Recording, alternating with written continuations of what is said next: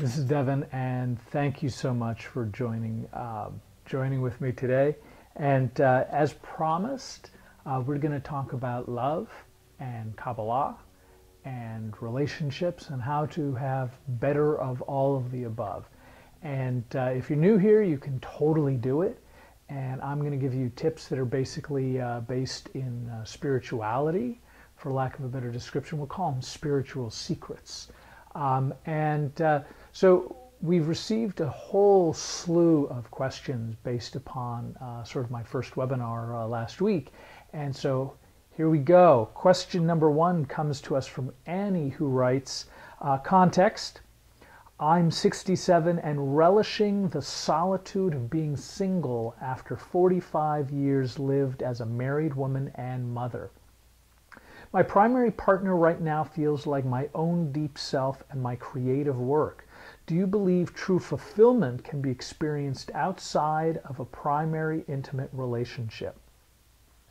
So first off, congratulations, Annie, and I imagine that you probably were a wonderful partner. 45 years is an incredible amount of consistency. So congratulations on that, and I'm certainly wishing you much happiness as the future for you unfolds.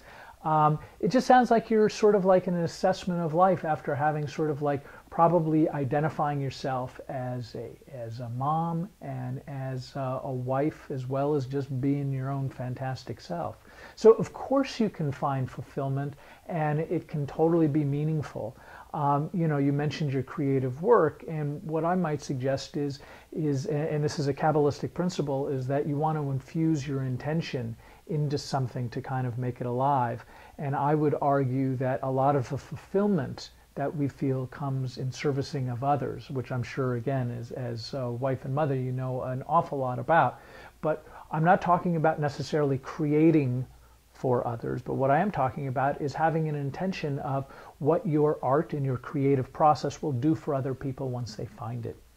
And I would say sit down for 10 minutes before you create something and think, okay, who's my audience? Who's going to love the kind of product I love? And sort of just put a little notion in there that you're going to help create, so that the people who find your work will be happy and excited and inspired.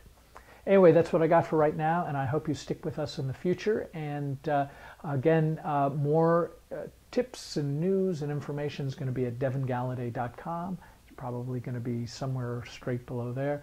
And that's it. Thanks for joining us today, and keep your letters coming.